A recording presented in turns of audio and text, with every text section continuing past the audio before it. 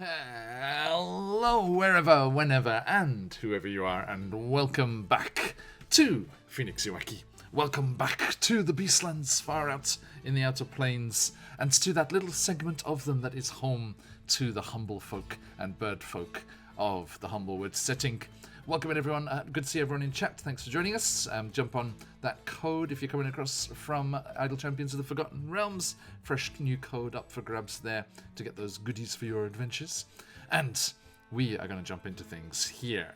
Now, last time, lots of things happened, but I'm not going to do like a traditional kind of recap at the start here because our characters were separated and they can in-game kind of catch each other up on what was going on as they find each other once more in the setting, which will happen before too long. But whilst three of our adventurers were going through all sorts of interesting times last week, Astuto, our Vulcan Winger, was off.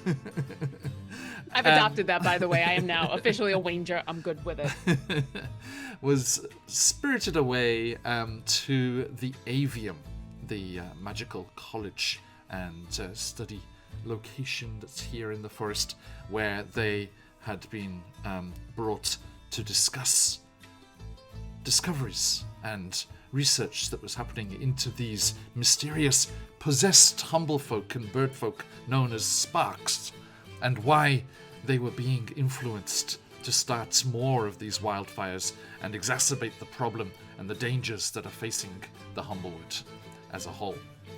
So, we are going to head to the Avium and see just what happened to Astuto before they are reunited with Kit and Muruk.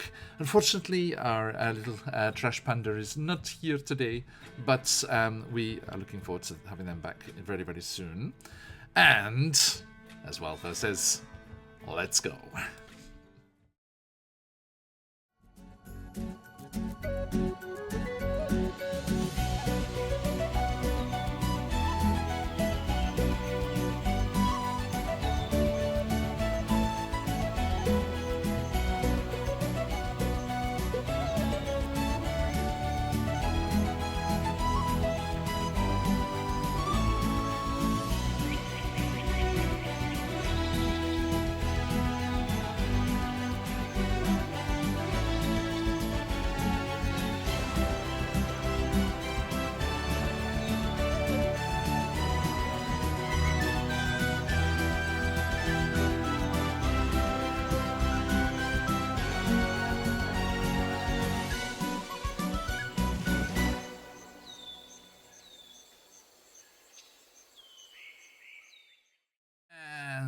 Welcome back.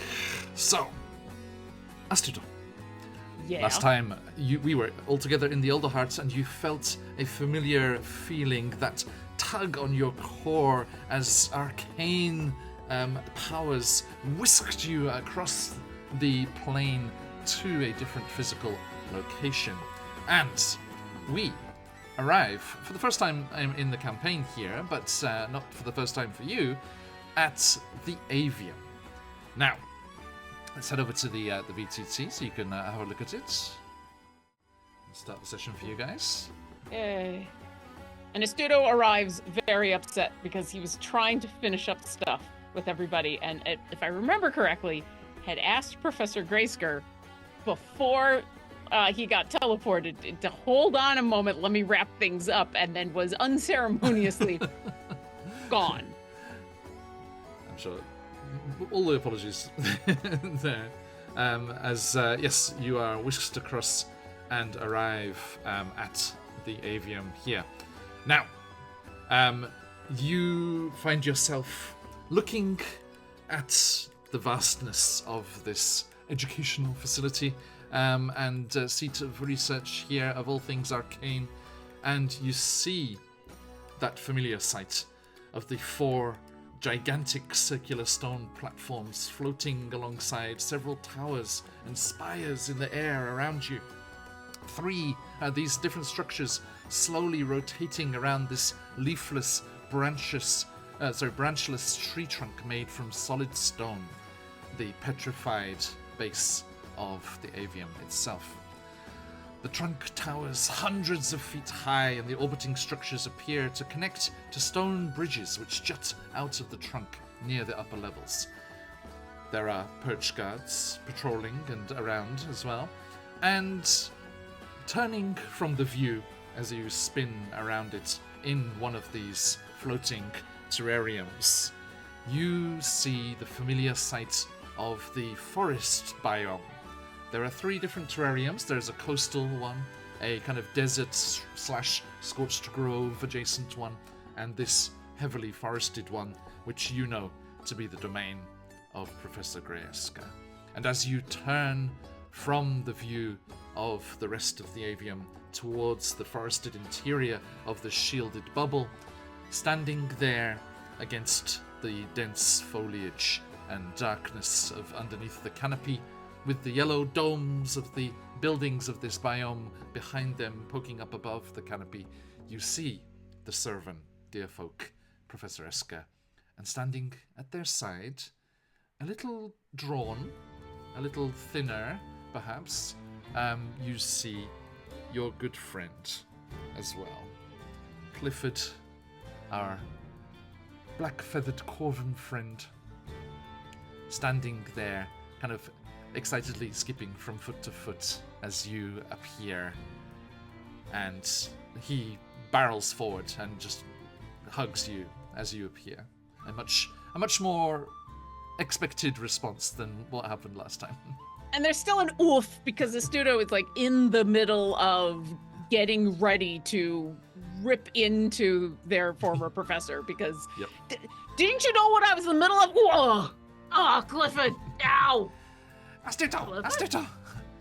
Thank you so much for everything you did back there in the muck fields. Yeah, and you're gonna see as Studo kind of does one of these to try to look Clifford in the eye and then look up at the professor and be like, so, are you better? Did you get fixed? The servant steps forward and nods. Apologies for taking you away from what you were about in the Elder Hut. We will return you to your friends as soon as possible. That would be appreciated because, I was kind of in the middle of intense negotiations after a big long fight, and Astuto's gonna pull out his sword, which he had just barely sheathed in time to get teleported. And it's still got some gore on it. I'm gonna kind of shake it off and go, but you didn't answer the question. Clifford, you okay? A giant centipede skitters out from under a bush and grabs the gore and spats it on the ground and disappears off into the trees. You're welcome for lunch. Clifford says, yes, now, but come, you said you were in battle with, let's retire inside. Oh, okay. Are you gonna at least give me a hint about what's going on? What was so important that you couldn't let me collect myself before I came here? Especially, if you cured Clifford, that's great, and I certainly want to know how to do that, so that if we run across more folk that are got all the sparky eyes, I want to know. But why the hurry? Professor Grayeska nods. Your companions and you originally, our friends at the School of Divination had seen. They were headed to the Scorched Grove. I wanted to try and give you more information and make some requests of you before rejoining your friends there, that you might further the research that we've started. Don't you think? Okay, we talking about the research into the Sparky things? Yes, okay, yes. All right. Because the last time that people ran off on research stuff, it wasn't your fault. It wasn't your fault. Okay, all right. Well, let's try to make this quick so that I can get back. Because if they're already going to the Scorched Grove, then things are just going to get real nasty real fast. Well, let's retire within. There's a reason I brought you directly here as opposed to the main chambers. I thought you were just being nice so that I didn't have to draw a crowd. Well, I didn't think you wanted to be seen around here. That's the first thing I agree with you with since I arrived here. Yes, thank you. I do I do appreciate that. Then to my studies. All right, okay, we'll go retire. And you head towards that massive yellow domed structure that you can see at the center of the biome. And you see that as you go through the trees and emerge into the clearing immediately around it, it's a very organic structure, just like twisted and sculpted wooden trunks and various plants that form the walls and the exterior of this facility. And going inside, it's very kind of like a hobbit hole, kind of very, lots of curves and like braced ceilings and things with branches curving over, and it's a very real like Art Deco style. There's actual branches and flowers and things on the walls.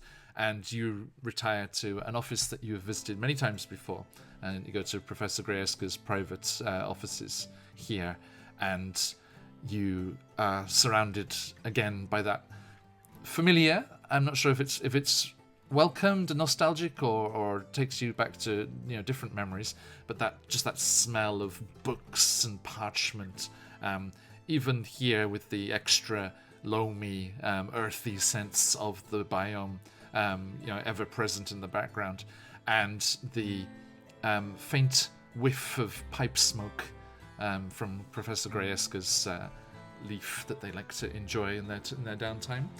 I have a weird question. Please. So I think Astuto always kind of respected the cool magic of this place, and especially this biome. Yes. Since leaving, he's now had the experience of sticking his hands in the mud and feeling the entire universe in his hands, for lack of a better term. Like, having that connection with the energy of the natural world. Mm-hmm. Coming back here, how does it actually feel different now that he's felt that out in the wild? Does he feel any different here in this much more manicured space? There is, as you're passing like towards the structure, there is definitely a curated feel to it. It is a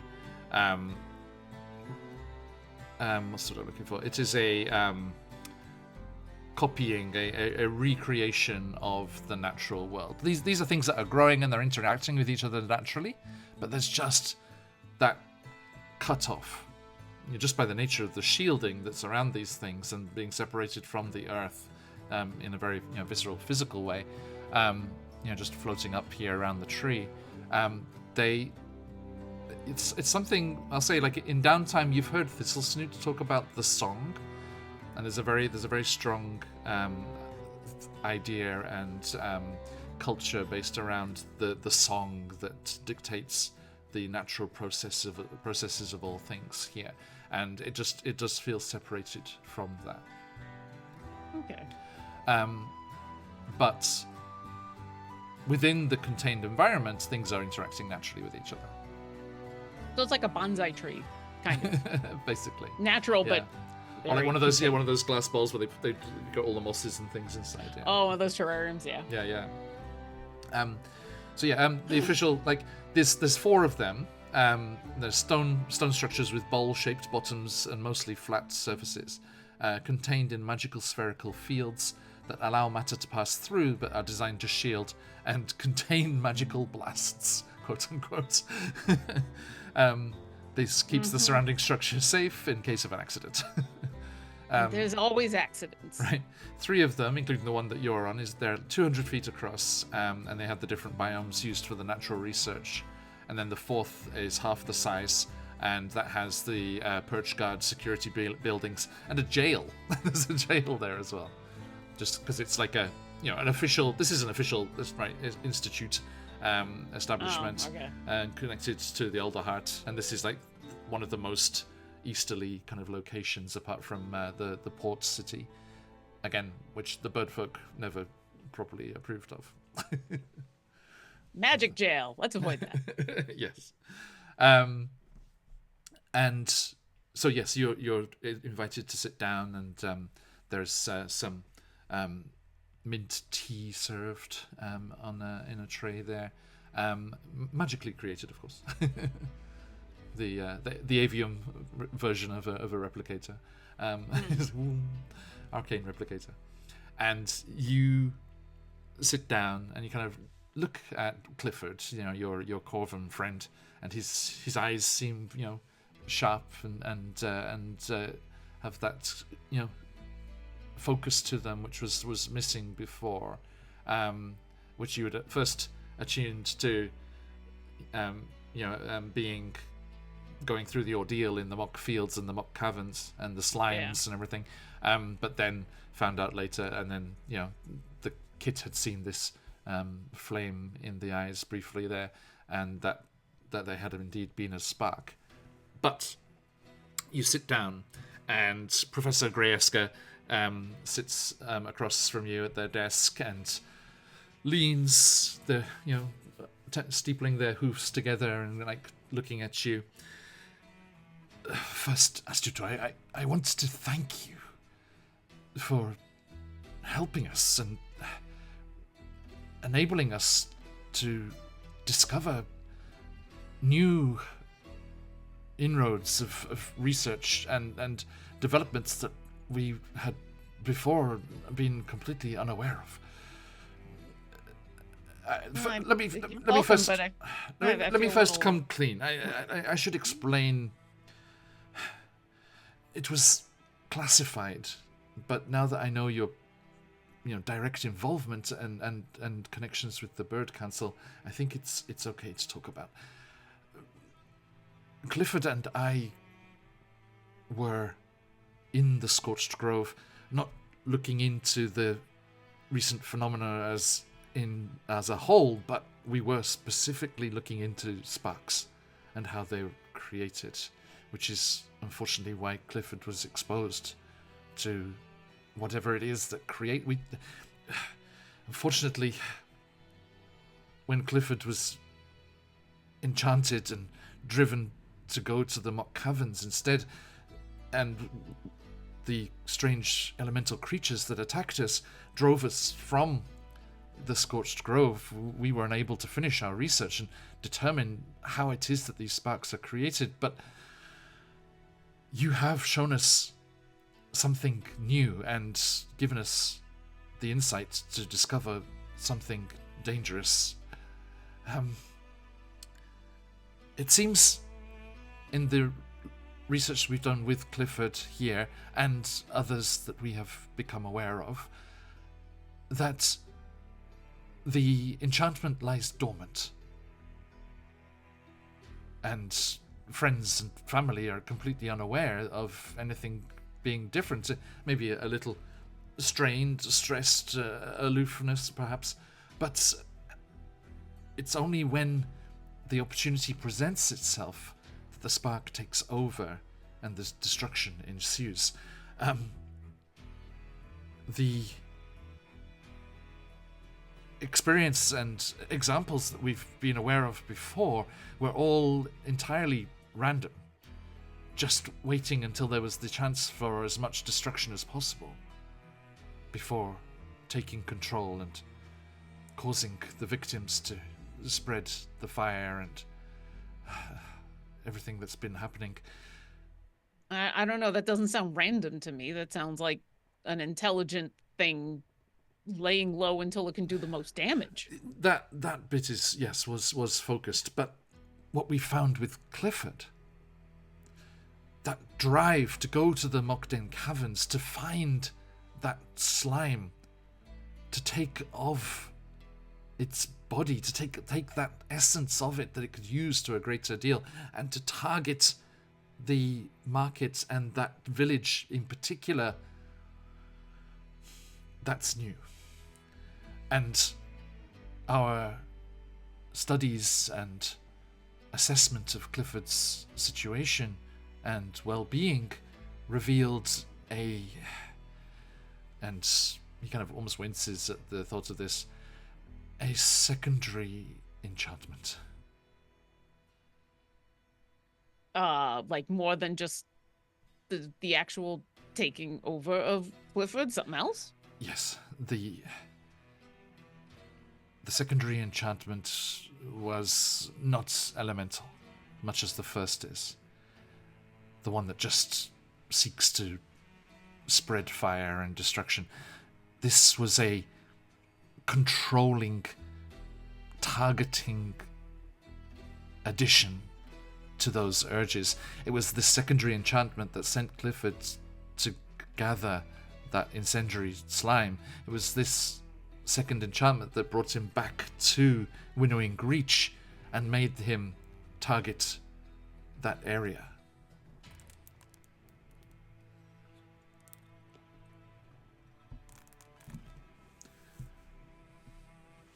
Was there a reason you didn't think that this was something intelligent behind this before? Yeah, it seemed, from the pattern of spark activity before, it seemed just entirely random. Just the nearest location to start fires was always taken advantage of. Sometimes it was a built-up area by happenstance, but usually it was just the nearest forest, just the nearest glade. The intricacy of seeking out that slime, of returning to Winnowing Reach and then activating not once but twice, this was new. And I am afraid I have my suspicions. Are you aware of this recent cult of rejuvenation? Kind of, just very vaguely. We almost kind of started to look into them before we got pulled away to do the thing that I was doing before you pulled me away. I've now been pulled away twice on this whole thing. But yeah, apparently they think the fire's apparently they're taking the fire's a good thing, because then everything starts over again, and they're taking what should be a natural idea and taking it to a really ridiculous extreme, I think. But there are people out there who are going to grab onto anything. You think the sparks are directly involved? In our understanding of it, the majority of them are. It's more of a giving up, and just these fires are happening. We have to make the best of it and come out the other side and rebuild, regrow. But we have started to become aware of stronger, more fanatical elements of that group that are encouraging it and wishing to accelerate and worsen the effects of whatever is happening in the Scorched Grove.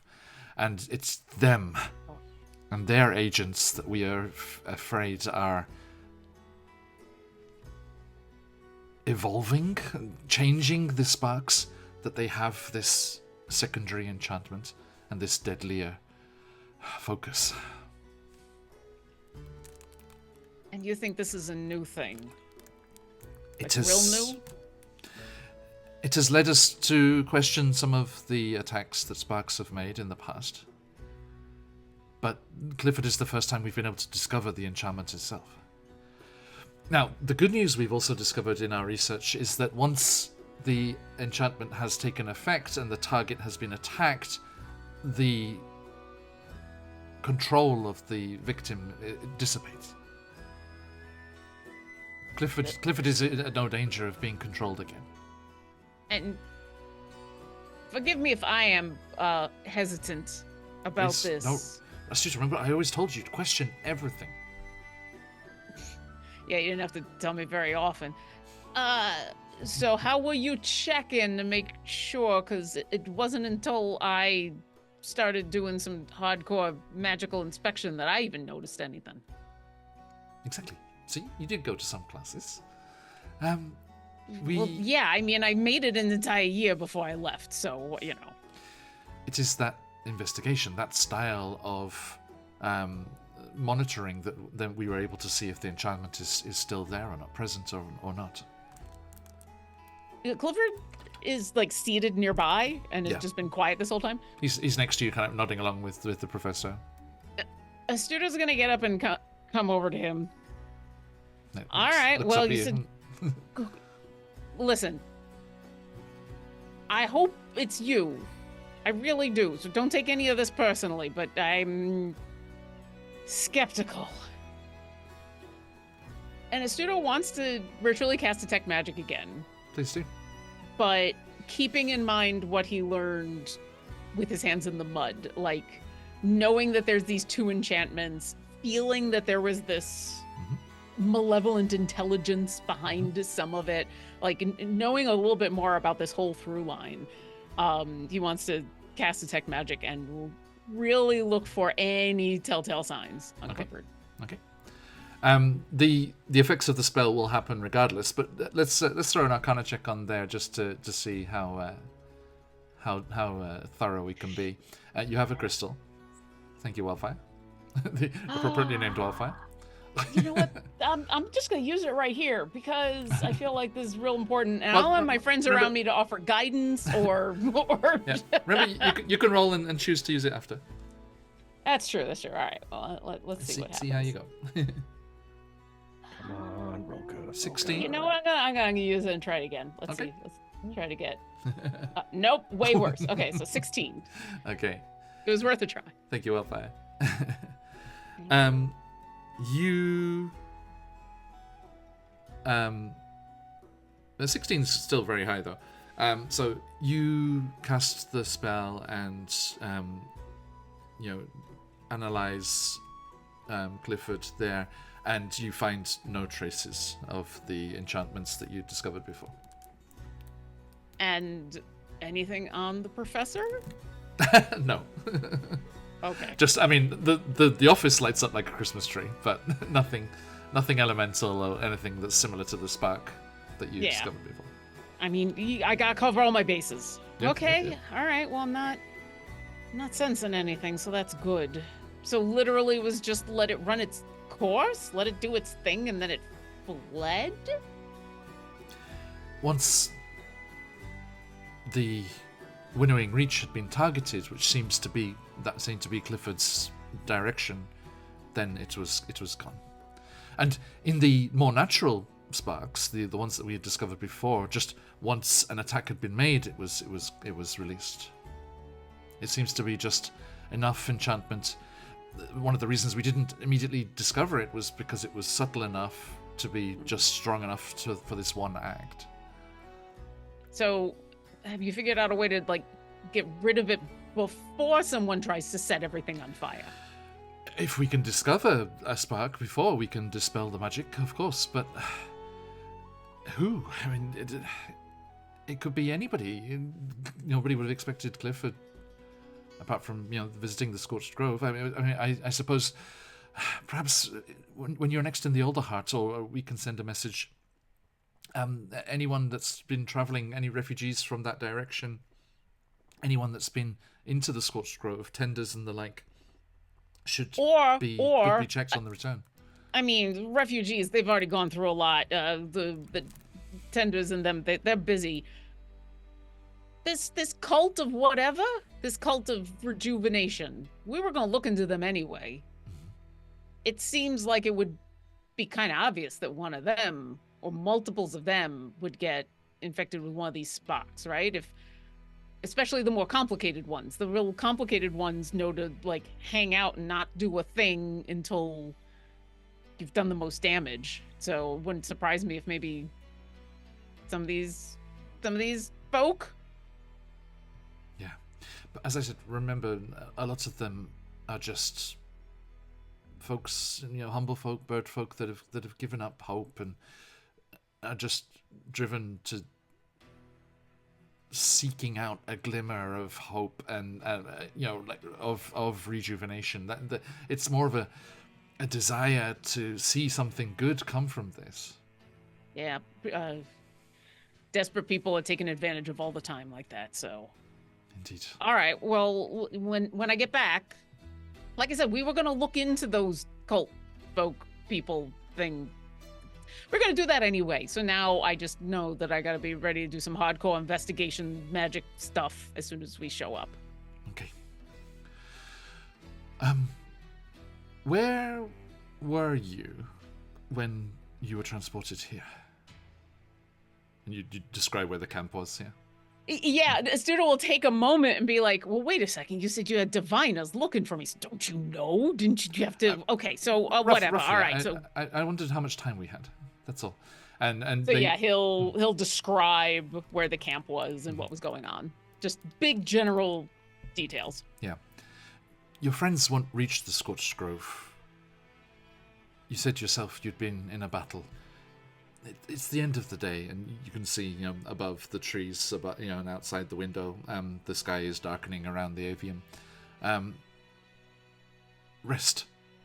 Return to your friends, rejuvenated. Nobody will know you're here. I'm gonna look at the professor real close. Does he want me to stay for another reason? He's just trying to make a good argument, or is he really give me an want insight me? check? Yeah. Vibe check. Vibe check. I'm not good at vibe checks, so 6. A 6, okay. I read books, not people. I mean, he seems perfectly legit, just concerned for your physical welfare. And you, with a 6, I'm afraid you don't see behind the servant professor the glimpse of a human in glasses wanting you to arrive back at the correct time. But Lauren sees it. Yeah, all right, fine. I'll stay. Who's gonna send me back tomorrow? I will. Okay. Oh, there you go. Thank you. He's like, and I'm tapped out. I couldn't send you back today if I wanted to. There we go. No, but like I said, I appreciate that you're trying to keep this all very low key. Of course. If you ever For my rejoin us sake- here, it will be of your own volition. Sure. So here's the thing. I know you started. Unless your grandfather finds out. I mean, we don't have to go down that path right now, right? Like, the entire world seems to be in danger. Why you gotta put me in danger like that personally? Yeah, he's teasing because I think you had confided in him, like that problem you'd had. Like, this is like, yeah. I think. I think him and Clifford probably the only ones that know. Right? Yeah, I think. Correct me if I'm wrong, but I think that this is like the only professor you can really like vibe with, and there's their connection to the wilds and the ranger-esque, and and he goes on and you start to talk about other things, and he talks about Maruk's mentor Sobirson again, and wondering if any connection could be made there that would enable you to unlock this thing that you're so close. You're right on the edge of this connection between elemental, natural forces and the arcane. And he's like a grad student supervisor who's like really excited about this like PhD project where there's like this ability, this potential ability to find this connection between the arcane and druidic forces, basically. I'll probably tell him a little bit about the first when we were chasing the kids, and I got a chance to finally like use some of this that I'd learned. Yeah. First time to go to Bladesong. I'll probably tell him a little bit about that and about the fight that we were in and like what I was trying to do to get back into that state. And He's fascinated, pull out Maple, because Maple's technically made of the mud that I had my hands all over, so I'll pull out Maple and be like, yeah. And so then I went and was, I mean, I'm gonna sound like some of the other druids that don't like coming here, but I think I communed with the entire planet. It was real weird, but it was fun. I still have a lot of math I gotta figure out, though. And so, I'd probably give the full... Yeah, Clifford and Professor Graysker are both fascinated by all of this and ask you lots of questions and talk about it. By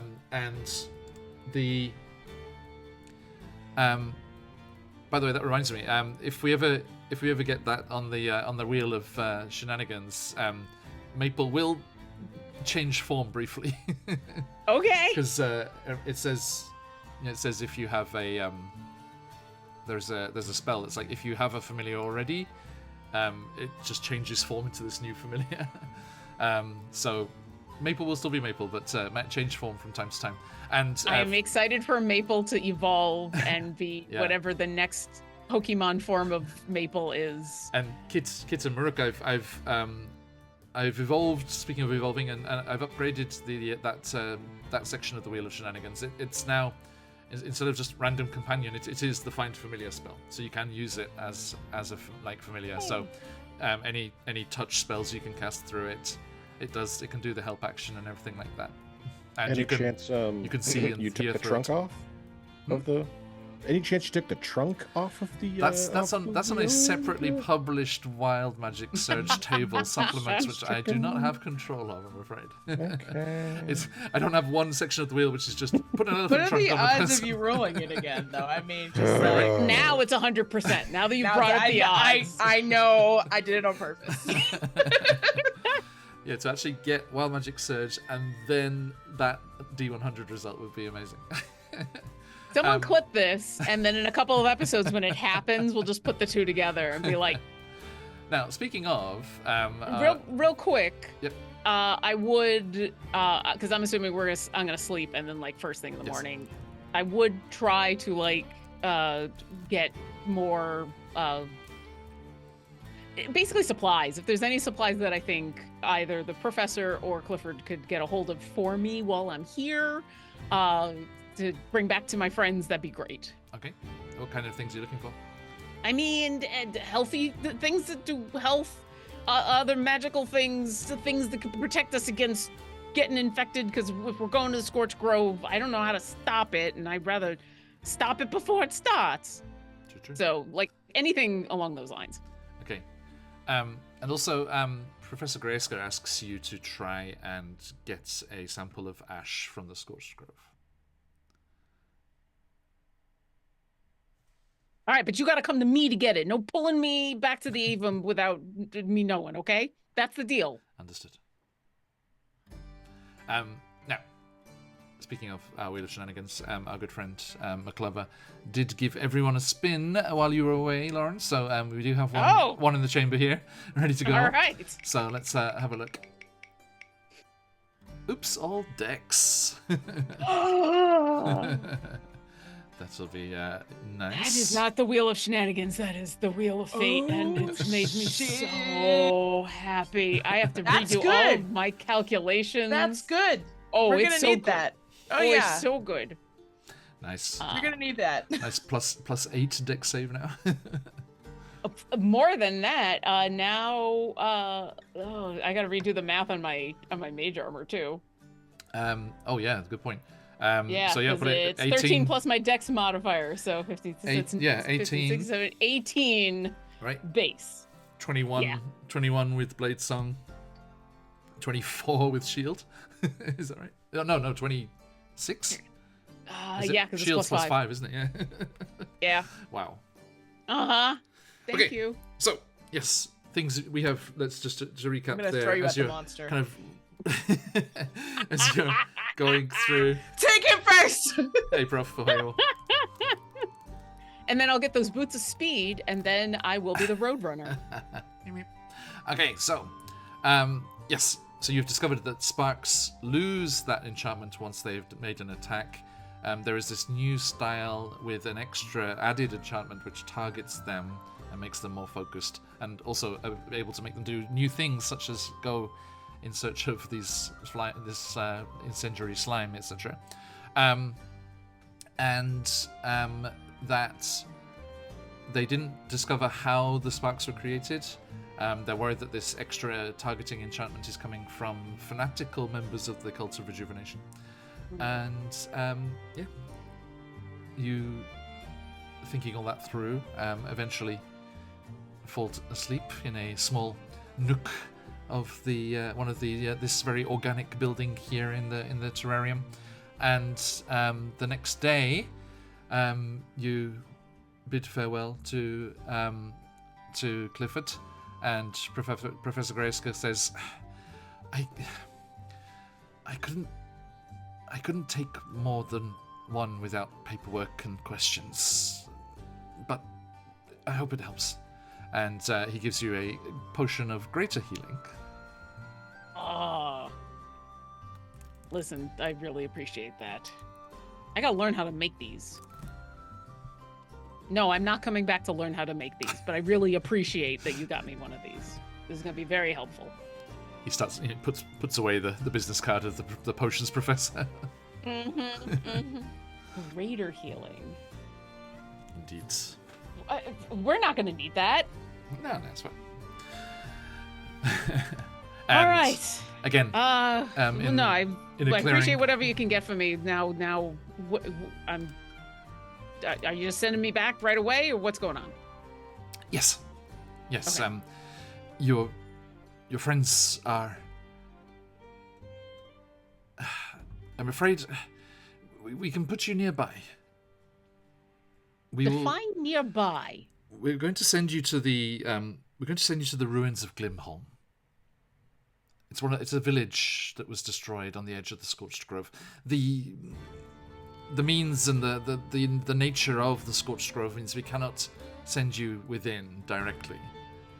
But we know that your friends are nearby and near those ruins.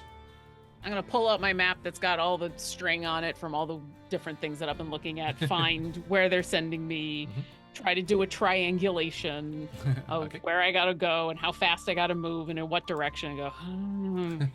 Well, I can show you on the map. All I'll right. start that up again. Sorry.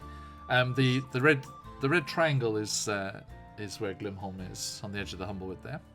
Okay. Sorry, folks. It's just loading up for me here.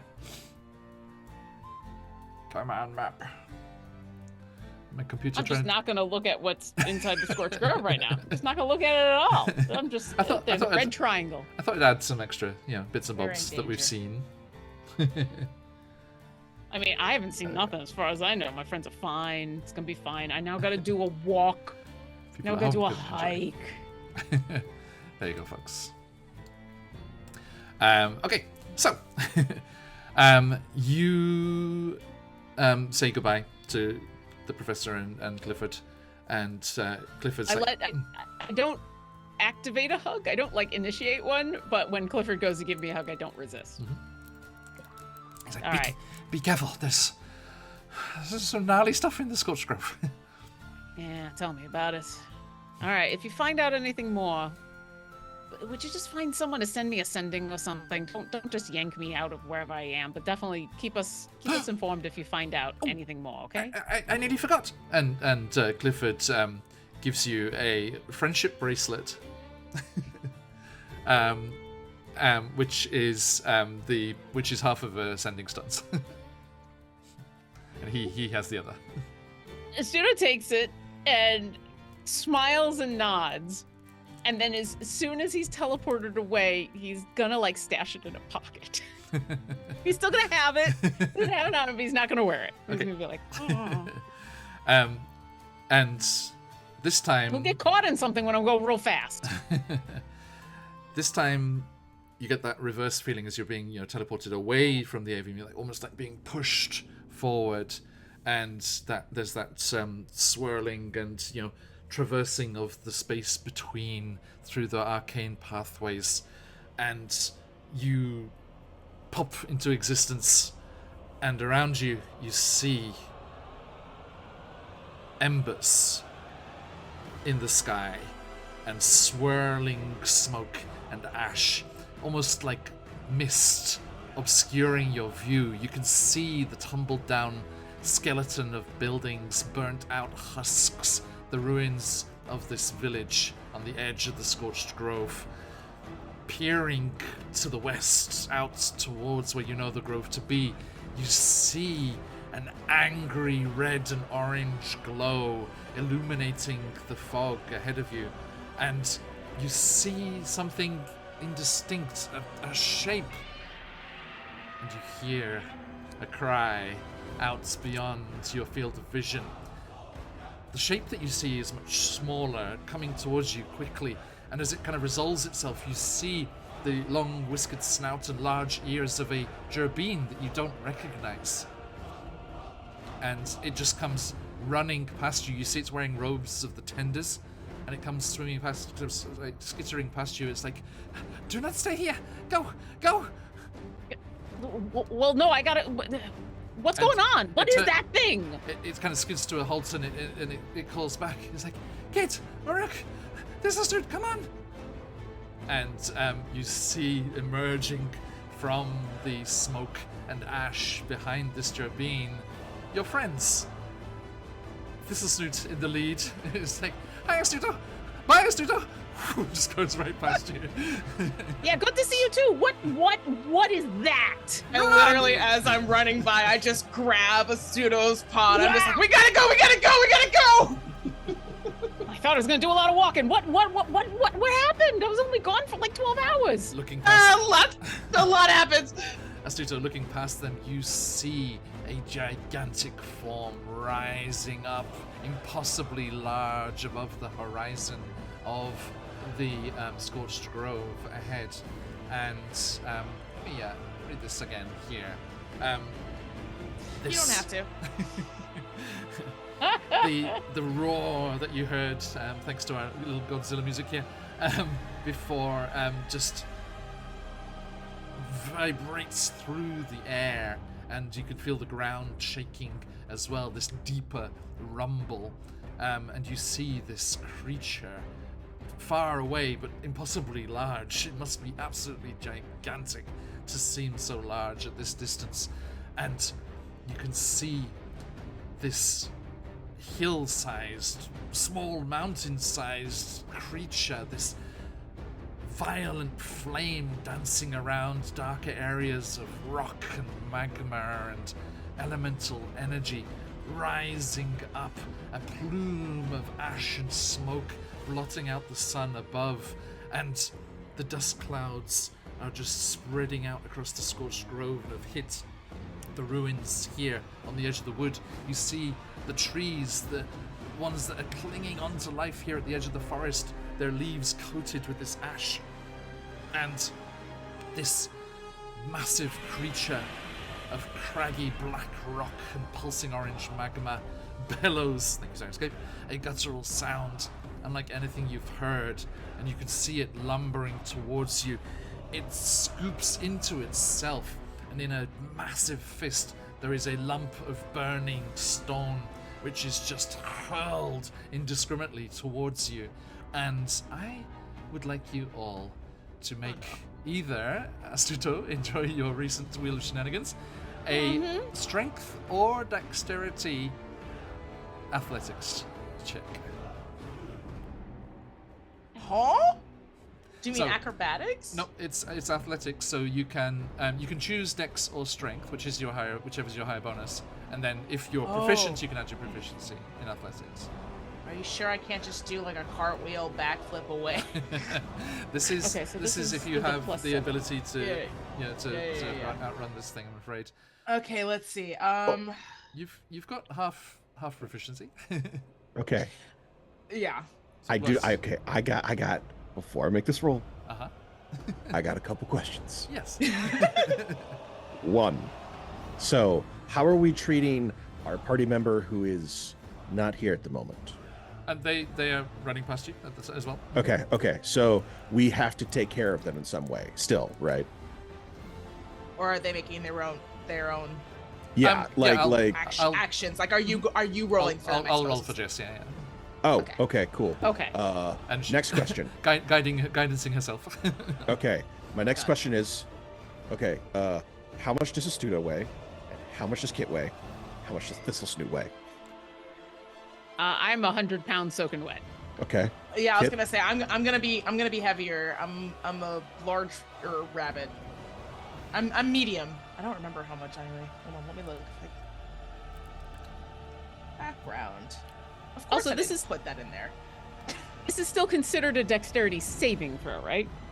No, Even though Well, it's it's an an athletics athletics check. It's an athletics check. But you said we can use our dex. Yes. That's why I'm asking. Because So- I get a +3 to all dexterity saving throws. No, I'm afraid. This is an athletics check using your dex, so your athletics is Okay. is +2, right? Yeah.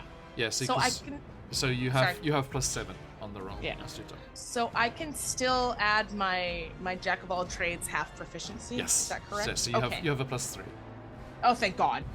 I'm just gonna roll. How's I'm this gonna Snoot? This Snoot has a roll +2. D20 plus. That's a big ol' 11 right there. So away. Muruk, are you attempting? Sorry, Astuto. I should say you see Kits, Thistlesnoot, and a rock octopus. Oh, that's right. I think I forgot about That was the other question. Okay, all right. I think that's why I all roll right. so badly is big giant like volcano is attacking us. Also, Astuto has to do the mental moment of wait, if that's Kit and that's gotta be Maruk. Only Maruk would turn into whatever that is. Okay. Whatever that All right. Ah, All right. So if Where's the that's the dice? case, then I need to Oh, add. there it is. Yours is a +3, right? Plus trois. Maruk? Okay. The giant octopus. Yeah. I'm getting it right now. Give me a second. Yeah. Strength. Spider. Strength is +3. So that's a 15 for me. 15. Okay. 12 plus 3. Nice. nice. I was gonna say that Kit's probably 150, 180. Okay. Large rabbit. Yeah. Okay. This- So, then if that the case, since I'm still technically the giant octopus, it's 3, so that's a 14 for me. Okay. Astuto. Okay. 11. 11. My God! Listen, I had to do. There was a volcano and a rocktopus and a Jerbian I don't know. I was very distracted. Wait. I was pulling a pseudo. Can he have advantage? I think Help. what will happen real quick if we need to run is Astuto is gonna make the run happen. So the speed is gonna happen, but I appreciate the thought. Okay. Okay. Mm-hmm. All right. Can you pull me? So Once I get it going, yeah. How much does Thistle Snoot weigh? Oh. I mean, it's a giant creature, right? No. I'm asking how much does Thistle Snoot weigh? I think he's As a saying large that beast. You can carry 2 people. Okay. So get Kit and Thistle Snoot, and I'll start to make my blade dance. Okay. Lol. All right. So I'll let you do your thing, and then when it's our turn to do something, I'll do my thing. So. Okay. Well, what are you wanting to do? Well, what I was wanting to do is basically I wanted to shapeshift again, since I've got one last use of it. Okay. I want to turn into a moorbounder. All right. Mm-hmm. And I would basically want to before I do, it's basically kind of like slither up with my tentacles next to Astuto, turn back into me, slap them on the ass, use my rune to cast Long Strider on them so they get a +10 additional feet to their movement. All right. Okay. For the next hour. Oh, damn. Nice. All right. Then literally Beady just boy. like look at Kit and I'll be like, ride me, and turn into a moorbounder. How do you spell that? Because I cannot find the stat block for that. For moorbounder? Yeah. It's M-O-O-R? Moounder. Yeah, it's not in 5e tools at all, which is weird because the Yeah, it is. It's in the Explorer's Guide to Wildmount. it's not in the search function. How dare. I can teach you how to access it later, but I've got the stat block. I can send it to you if you need to. But it has a 70-foot movement speed. It's got an 18 strength. Yeah. Okay. And so basically, I want to have Kit ride me, and I want to pick up Thistle Snoot in my mouth and go. Sounds good to me. You don't have to tell me twice. Okay, I will, with Longstrider and the Moorbounder's movement, I'll give you 2 advantage. Sick. All right, now that's my last. So it's one plus of plus those. 4 for the Moorbounder. +3. It was +3 for the octopus, but Moorbounder's +4. Yep. Kit, you got 15, right? Yes, 15 But- for me. It will be the Moorbounder's roll now. Okay. Oh, sorry, my door just went. 2 seconds. All right, go for it. Yeah, sure. Okay, so Long Strider gives me an extra 10 feet Of movement, yeah. of movement. If I can get into my Blade Song, that also increases my walking speed by 10 feet, which gives me a speed of 50 feet. Skeety motherfucking boy. I was gonna say, Kit remembers all of a sudden that you're faster than all of them, and it's like, oh, okay, and then let's go of you, and we'll just hop onto the moorbounder. Yeah. Yeah, because pretty much Long Strider is just basically it's 1 hour touch spell. I don't got to think about it. Nice. Just Genius. Good That's, job. yeah. So, Amazing. And No, the I best think part this- is, since I'm a rune carver, I get to do that once a day without spending a spell slot. Ooh, spicy. Very, very nice. Okay, so Murdoch, with the advantage, how'd you go? Yes. Yep. What? No, I have rolled. Sorry, we were busy talking. Okay, I need to roll with advantage with 2 of those things. And then I need to add in 4, whichever one's better. 15, 16, 17, 18, 19. Nice. Okay. So, and then, sorry, Astutos was 11? 11. Okay. Plus 4? 16 plus 4 is 20. Oh, no. It's adding in a different athletics. It's Oh, using okay, not okay, the more okay. bounder, it's using me. So I had to do Okay, that on okay, that. okay. Okay, I see. Thank you. I was about to say. That's not how math works. But the physical characteristics of the moorbanders, aren't they? Yeah. Yes. Right, is it wild shape is physicals are the shapes and mentals are your own, right? Yes. Yeah. It's Druids! basically strength, Right. dex, con is the animal. Yeah. And int, whiz, cha is me. Gotcha. Okay. So you start running, and I think Astuto just being caught off balance and thrown into this is not as fast, I'm afraid. But you said you were going to use something? Well, I would love to, like, I've pulled out the sword thinking, how am I going to stop this thing? Oh, wait, we are running. Yeah. And he'll slap it to get the sword to start to vibrate, and you hear that high-pitched note like it's a tuning fork, and he's going to go into his blade song. Excellent. So between the I get 10 feet of increased speed from the blade song and 10 feet from Long Strider, I now have a speed of 50. Nice. And I Disgusting. use Did you- all of it. Was that 11 with advantage? Yes. Because no, I it think wasn't. 11 was with. You- No, it wasn't. I think it was. No, it wasn't, because I before slapped you on the Long ass for Strider's Long version. Strider and you didn't roll the extra dice. Oh, because I thought that happened after. I will roll it again. Yep, Okay. that's good, yep. So it's still a plus 7. Let's see what happens. Ooh. A little better. Should be It's 18. Okay, excellent. Oh, A little better. DC was 14. Hey, Marilyn, thanks. Yeah, let's go. So I would have been fine. with the magic. But I won't say no to riding, side Mobile. saddle Yeah. princessing this entire thing. And so Yeah. you are able to escape from the Glimholm ruins there and bound towards the tree line. Astuto's magic propelling them forward. Kits and Thistlesnoot on this newly created moorbounder as you go dashing forward. Okay, so Is it chasing us? yes. Oh God. And it's coming towards you. As it marches towards you, it just starts throwing these chunks of magma and boulders towards the forest. Let me. Can I rephrase my question? Is it chasing us, or is it headed towards the tree? Good question. Towards Alderhut. Yes. It is heading directly towards you, which would put it slightly off from the Alderhut. It seems like it sensed you were in the Scorched Grove. Okay. I thinking if it's following us, we can't go back to the tree, and Nasuto's gonna start to veer.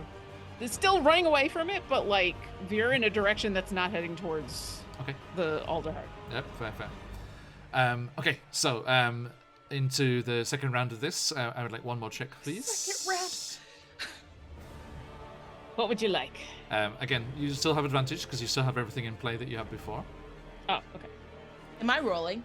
Since I'm on the No, moorbounder? if you leap off Maruk and go No, your I'm own good. way, I'm all right. Thanks though. you are. Damn. That's a 25. Nice. That I rolled well on. I got my footing. Oh, goodness, that was scary. 23. Well, that's what's advantage. So 23. 23. Okay. Now, how does Arya go? Oh, is that the Gerbine? Yes. Can That's I pick right. them up? Hmm? Can I just They're scoop being them tiny.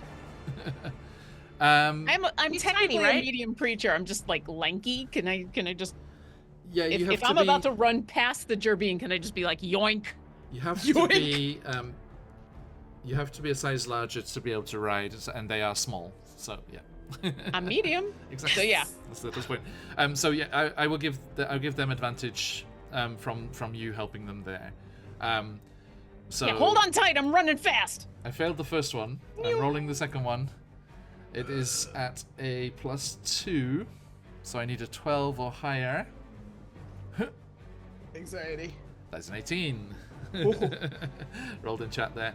Okay, so Astuto, you rush forward and you grab them up. There's just this just tearing, like spitting sound as this large boulder of magma and stone crashes through a couple of trees off to the left side of where you're running, and just starts a fire burning there as it crashes into the forest.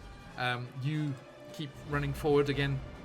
You do see, with these two successful turns, you are pulling away from it. It's not gaining on you. Okay, I need one more round here. But is it now continuing to follow us away from the big tree? I mean, it's so large, and you're so far away from the Elder Hearts, it's difficult to kind of, yeah. That's fair. You haven't made a much inroads to being in a different direction yet. As a natural 20 for a 27. Jesus Christ. Sorry. I just got to get my footing, and then I can go. Oh gosh. 15 for me. Oh. Okay. That's my luck advantage. Yeah. Okay. Oh, well, we're fine. I'm on the Moorbounder. I am just for flavor saying, oh, we're so sorry, sir. We didn't mean to trespass. I'm sorry. Okay, just again, just a tearing, boiling sound crashes into trees again on the other side, and you continue to flee, dancing between the trunks and following the open ways through the undergrowth and away into the forest deeper. And after this time, you start to notice that it's not gaining as quickly, and you realize that you have made it beyond the creature's range here from hurling these boulders and things, and you can see this ominous red glow through the trees if you look behind you, and a thick plume of smoke rising up over the canopy. But it seems that at the moment this creature cannot go beyond the bounds of the Scorched Grove, and you disappear into the forest and deeper into the Humblewood, away from the Scorched Grove. What was that? I have no idea, but he was so mad. Anyone proficient in Arcana, make an Arcana check. Sure. Just say the wizard. I mean the wanger. The Wanger. The Wanger got a 15. Kids, you're half proficient. I'll give. Actually, I'll say, but not local. So sorry, this is a very local history. That's fine. That makes sense. Sorry, Astrid, how'd you go?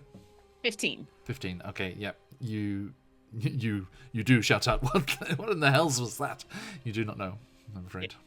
Okay, don't take this the wrong way. Did you do anything? Did you do anything? We might have killed a giant snake. But it wasn't our fault, okay? We kind of went out there looking for stuff, like investigation stuff, and then Murray's evil mentor guy was evil the entire time, and that was a shock, and it was really upsetting, actually. And then there was a huge snake, and it almost ate us, but it didn't, and then we killed it, and then a bunch of other snakes came, and we were definitely going to die, but then that thing came out, and then they all fled because, oh my gosh, have you seen the size of that thing?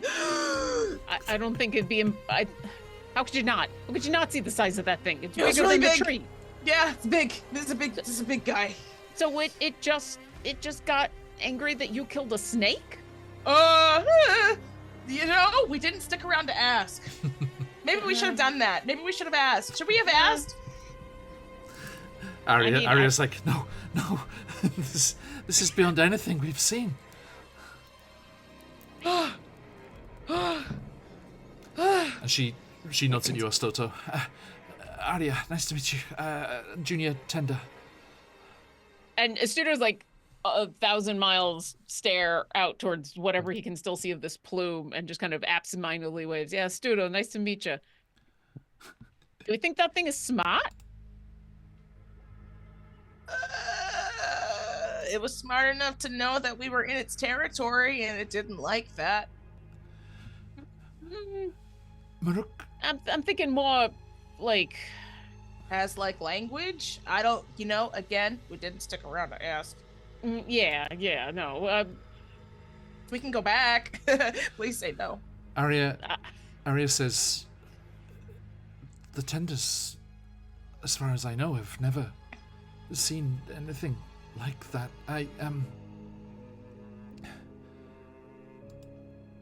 The snake-like creature, that's what we came across before. Astuto, your friends joined me. We were with Benna. Were you at the camp before? I was, and then I got pulled away. Yoinked. Well, yeah. Not by choice, but I do have some okay information, so I'll fill you on in. But yeah, I was there at the camp after we defeated the bandits, and then we were traveling with Captain Beridan, and the cool-looking one that showed up right at the end there. Yes. Yeah, she's cool.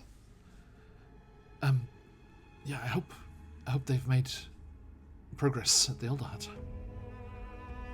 But yeah, regardless, we have to get back and tell them about this. Astuto, my previous mentor was taken by one of those snake-like creatures that Kit mentioned, and we were researching them. We were trying to find out more about them because they burrow beneath the surface, and we had never seen one before. So we got lots of information to deliver there. But then that, I don't know what happened. And it's nothing. It's worse. It's so much worse than we thought. While the Gerbine has just been word vomiting. Yeah. Maruk is kind of just slowly, meandered his way over towards the little, and just kind of one giant furry paw, just kind of Aww. Cute. And it's startles at first. Thank you, Maruk. Yes. I think it's fair if you see the three of us and some really awesome, cool, really scary creature. That's probably Maruk. Noted. Are we gonna take a 10 and catch our breath and then go, or because I've got stuff to tell you? We need to make as much ground as we can. We can walk and talk. And by walk, I mean run and talk. If you're willing to rest once we reach the Elder Hut, I suggest we push through the night and get back in one journey. Okay, well then I'll do this super fast, and we'll do a walk and talk. Oh, it's going to be it's a 2-day journey to the Elder Hut. Yeah. We've got plenty of time. But Astuto has become paranoid, so instead of ritually casting it, he will just cast Detect Magic. Oh, okay. Do Nice. I sense anyone is infected with one of these enchantments? Okay. Kit, Merc, can you roll me a d20, please? Oh shit. Oh crap. Any modifiers for that, or just a D20? Straight up. Oh, Ooh, freaking Applejack. man, Okay, sure, I that's totally don't fine. like this. Here we Let's go. Go. Here we go. There's Here a we go. whole lot of disturbed 10. ash. Yeah, and I've 10? got a Gerbine who's now been in and out of there, and yeah. Mm-hmm. Kit? 19. 19? Okay. Also, Lauren, just above table. it worked out very perfectly that they were up on rocks, like it was like a Tremors kind of thing. They were like up about on rocks above the ash, trying to get away from these ash snakes, and the evil tender that betrayed them happened to be with Thistlesnoot, and Thistlesnoot had got a wild magic surge from the Wheel of Shenanigans, and their holy symbol had become a rod of immovability, a movable rod, sorry. And so when he did his full Lion King, long live the rejuvenation, She really did. and threw her off the rock spire, and then she just clicked her holy symbol, just hanging there. Just like, ah! The whole like. I not had how that was a supposed to speech go. prepared and everything. And then I turned into a kaiju and I saved the day. Yeah, Yeah, Yes. good it times. was an great. epic. It was an epic kaiju. It was. So yeah, that was very lucky. So you, but as I said, yes, there was a lot of ash and cinders disturbed and thrown up into the air there. So Kit, sorry, what was yours? I heard Mark's there. 19.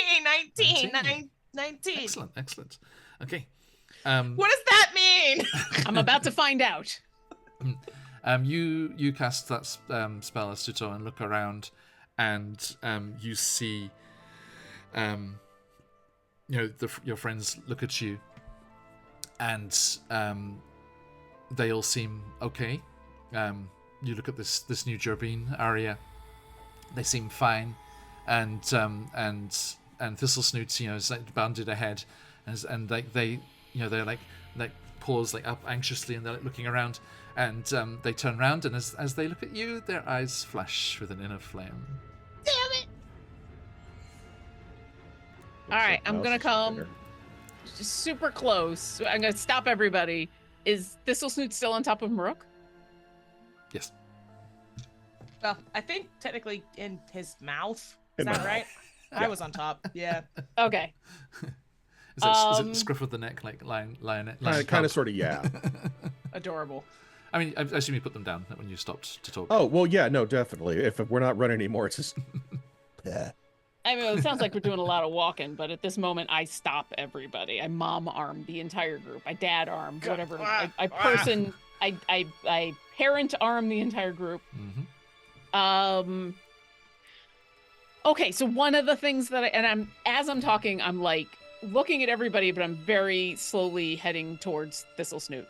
So one of the things I found out when I got grabbed by my teacher is that so we know that the ash causes people to get infected with this spark, and that some people have like a basic version of it, and where they just try to set things on fire, and then some people have like a more advanced version, which is what Clifford had, and where they're being controlled by something really, really smart.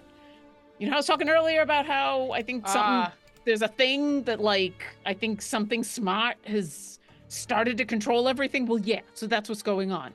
Is that why you asked if that thing was intelligent? Yeah, because that's on top of my list of things that might be causing everybody to do bad I just feel like that's really unfair. Like, if you're that large and you have that long of a reach and you're that scary, why would you also be intelligent? That's not balanced at all. Do you know what I mean? No, I can't even wrap my mind around the size of that thing right now.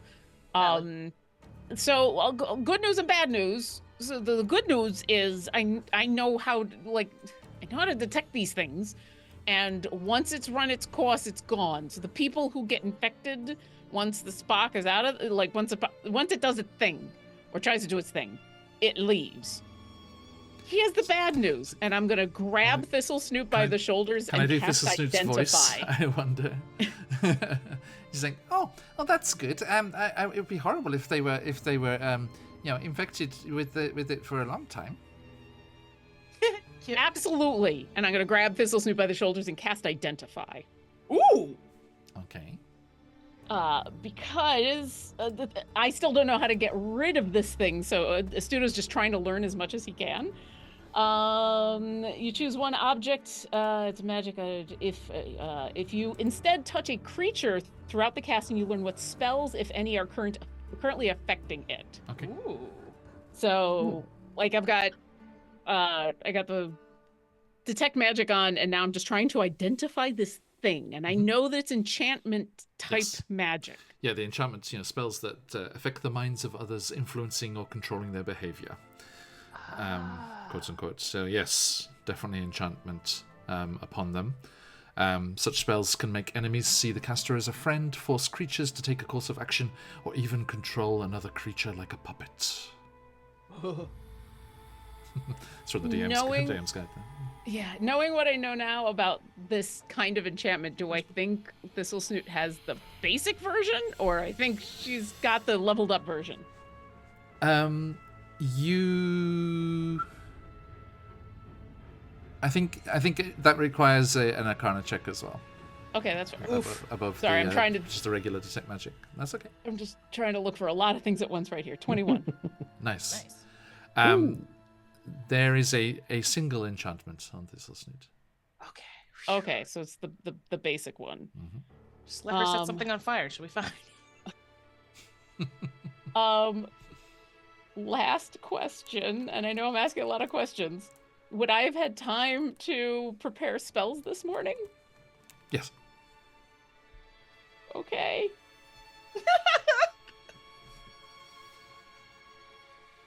Because I didn't do that yet. Oops. And because I got distracted by the big guy. Sorry, we should have done it before session. Sorry. No, that's okay. I should have thought of that myself. I actually don't think I've got this, so I don't think I can.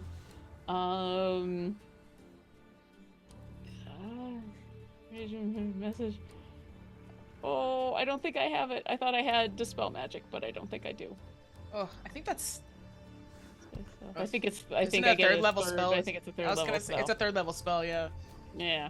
Not there yet. So close. Yeah, praise Sam. No. Third level Okay. abjuration. Yeah, so I'm just gonna keep a hold of Thistlesnoot and say, yeah, I'm really sorry, Thistlesnoot. Why? Yeah, you're infected. Ah. She's like, no, I'm sorry. And she casts spiritual weapon. Oh my god! And This is the no! a flaming, fiery spiritual weapon appears in the air. Could you all roll initiative, please? Yeah. Just give me so happy with me. Oh, I crit! I did not. Oh boy. I have nothing I can do. 17 for me, Nice. because I'm still a moorbounder.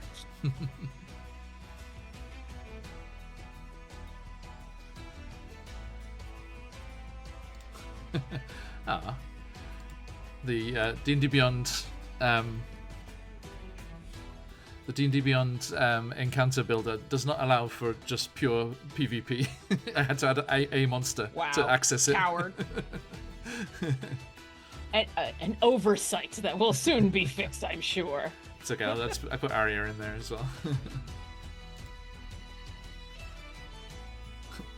By the way, apparently, according to the CR calculations, the 4 of you versus Arya is a deadly encounter for you. Oh, that's horrifying. That's terrifying, because I'm a CR1 monster right now. I don't think that thing takes into account the number of things that happen yet. True. Wow, I can't prepare spells and talk at the same time. I'm so sorry. No problem. You're so valid. I'm How do we go failing about initiative, miserably. guys? I rolled a, I did a thing. The more where's my, Dex. yeah, I did. Damn it, where'd it go? There we go. 17. Game log. 17. 17, 17, thank you. yes. And you two, I Oh, just that was Mercs. Oh, sorry. Yes. Self. Yes, there that we was go. Mark's. Mine was 24. Oof. So, Swift rabbit. yeah, fast. Okay, Astuto. 10. Okay. There we go. Let's have a look. How about Arya? Oh! 12. What? That's a good. Oh. It sounded good, yeah. Okay. I'm not going to retcon anything, except I will ask. Before I left, because I was preparing spells in the morning, Uh-huh. would it have been possible to pick up some holy water? Oh, shit. I don't think there is anything celestial at the avium. I think it's purely arcane. Sorry. Brr. But I would argue holy water is a very important component in lots of spells. Including one that I probably would have taken this morning. And I'm not going to retcon actually doing anything with the spell yet. No, that's fine. That's fine. Go for it. Okay. If it's an ingredient, if it's ingredient, definitely I need a flask of holy water worth 25 gold pieces. Okay, thank There you. we go. Yeah, and we do the common rules here, Oh! where if it's a component with a monetary value, you do need it. If it's not, then your focus is enough. Yeah, I think I know where you're going with this. that's why I wanted to ask. Yeah, no problem. Okay, Kit, you're fastest to react. I say, oh shit. Remind me, what was the spiritual weapon? What was it? A big flaming. Let's see. what form? It's a what you call it? It's a flaming trash can. No, one So of whatchamacallit? Thistlesnoot's. Yeah, one of Thistlesnoot's little like botched together little things. Oh, cute. Oh, You're that's not quite fine. sure. It's a whatchamacallit. Yeah, I get it. whatchamacallit, I get it. I got you. That's awesome. Okay. It wasn't me trying to remember an actual word. No, yeah. I'm picking up what you're putting down. Thank you. Yeah, so how big is it exactly? How large? It's like a thingammy sized. I need like an approximate. Is it like the size of my head or like the size of my body? It's like the size of a torso. Yeah. A torso? Yeah, so like waist to neck kind of size. Like a crate. I don't think that. Like a crate, okay. Whoops. Okay, that's fine. I don't think that'll work then. In that case, I will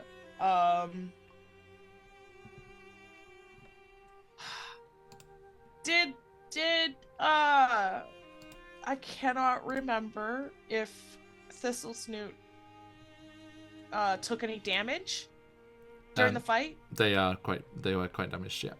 They are quite damaged. Okay. I'm just not going... bloodied, but a little bit wounded, yeah. Okay, I'm just gonna take out my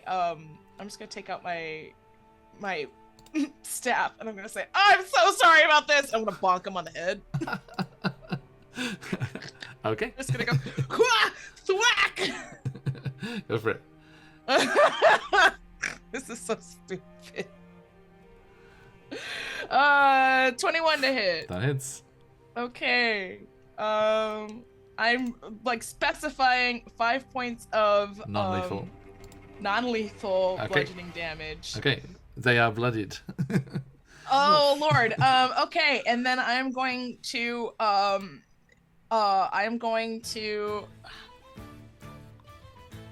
What is this music? It's whimsical PvP. Yeah. I'm going to use one of my new features, and I'm going to expend a bardic inspiration to on my bonus action do 2 unarmed attacks. So what I'm going to do is I'm going to plant my staff after I bonk her over the head with it. I'm going to plant my staff, and then I'm just going to deliver 2 very swift, very hopefully painful kicks. I'm just trying to knock her out. I'm just literally trying to knock her out. Yeah. So it says when you take the attack action, you can use 1 bardic inspiration to quickly execute 2 unarmed attacks, Nice. 2 unarmed strikes. May use dexterity instead of strength. Nice. So Nice. I'm going to do So it's +2. +2. And 3. It'd be 3 damage, right? No, actually, I get to roll my bardic inspiration dice for the Oh, damage nice. roll. Nice. I'm spicy. Yes. So let me find the frickin'. Oh, there it is. Let's see. D20 plus 2. Cha. 6 16 to hit. Let me have a quick look. That misses, I'm afraid.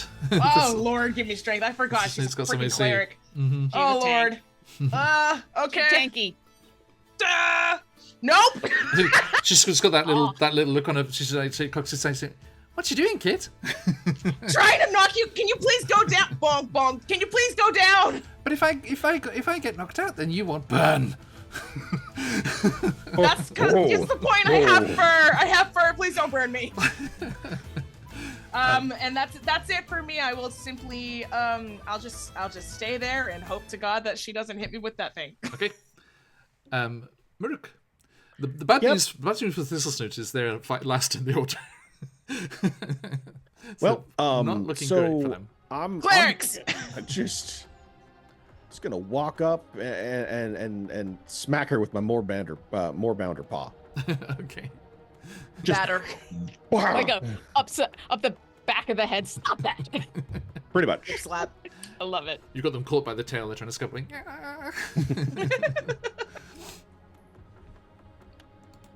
All right, so it's gonna be an 18. It's Nice. Sweet. That means I get to roll 1, 2, So 3, many. 4 What of are we worried about? those. what's a more bound to look like here? 7, 8, 9, 44 10, Specify 11. That's non-lethal, 11 right? damage. 11 damage. Exactly what they had left. Muruk, Nice. tell me what happens. As Brooks just I said that against a PC weapon, before. kit, thistle snoot, and she just walk, and just watches them slink down. Okay, so yeah, just the paw just like slams down and Yeah, just and pretty much just kind of like smack them as hard as I can, kind of like in the side, so like the head rings. Yeah, and this is And then like just- turns around and says, "Well, that wasn't very nice," and it goes cross-eyed and just goes backwards. And It behind her is like, And then just kind of like sit down right next to Thistle Snoot, like, and just look. Yeah, Yeah. good cat. and the spiritual weapon dissipates. So, like, does that count as like a trigger activation thing, or like, does she actually have to set something on fire? I don't know, but I'm gonna try to find out. Technically, I still have detect magic up because it lasts for 10 minutes. The enchantment has dissipated. Oh, thank And God. I'm gonna like real close, like I'll pull open one of her eyelids.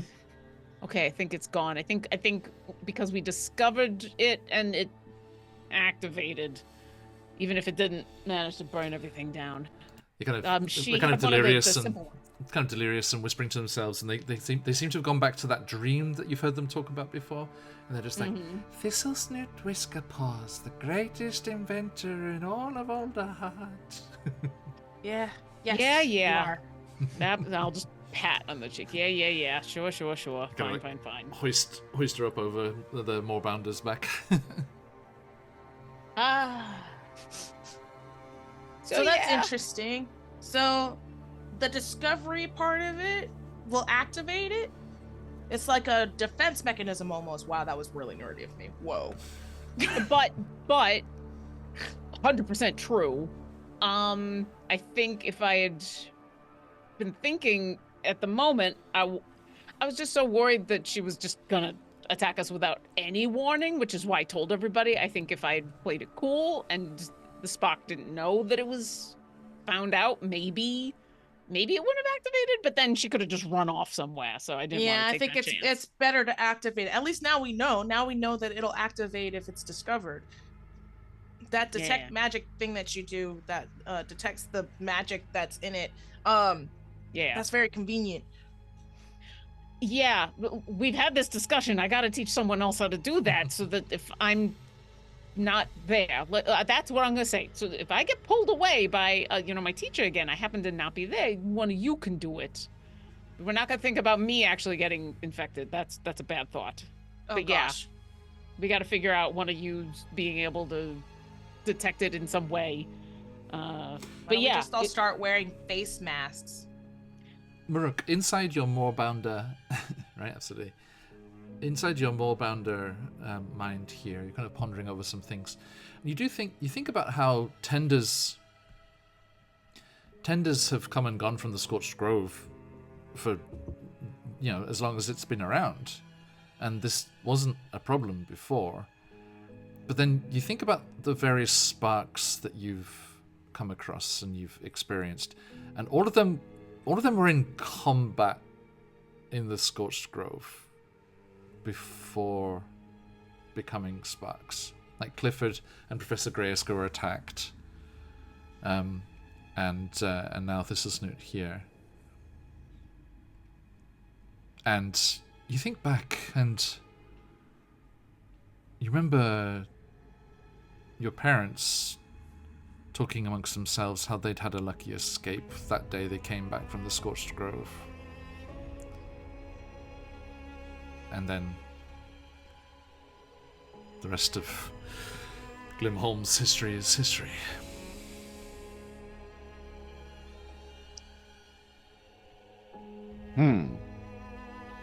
So, while you guys are having that conversation,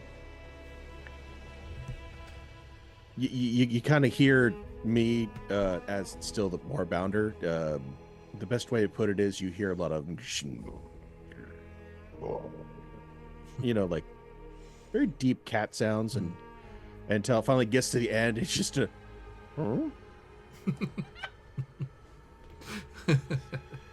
look over. What's up, big guy? You know that we don't understand any of that, right? I don't know if we've ever made that clear. No idea. So at this point, like my brain's had that like kind of weird aha, also like slightly trauma triggering. So I didn't even take in your words of the whole like we don't understand you, and it's just basically jaguar sounds at you as I'm trying to talk. Ugh. No, man. No. That chattering that cats do. Mm-hmm. Speak common. It's hurting, basically. Yeah.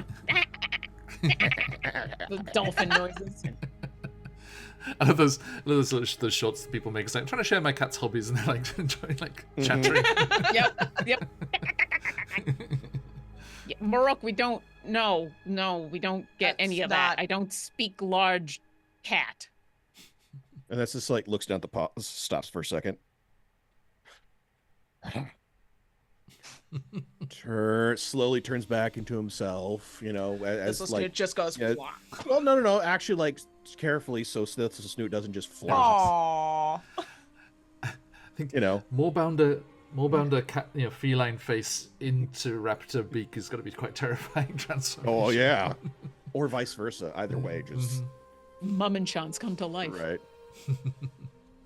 I just made a reference nobody is going to get. I'm so old. I'm so sorry. You should be in good company, but I mean, with the cultural, different country, I'm afraid. It might be just a US thing. I'll talk about it later. So, and so Maruk's just kind of be like, all right, I had a, and then the thing, and the ash, and the battle, and the sparks. somehow making less sense. All right, so, there. All right, everybody we ran into that has a spark was involved in some type of combat or confrontation, right? Yeah. Yes. I think so. So that seems like it could be a trigger or a Catalyst. yeah, like when you get sick, sometimes it's airborne or you gotta touch something, right? Okay, What, like so infection? it could be like that. You do think like how like the ash was churned up, and you remember all those. All those glimmers of embers being triggered when the ash was up in the air and clouded up like that. Why are some people affected and some people aren't, though? Well, it just like any when you get sick, some people fight it off better than others.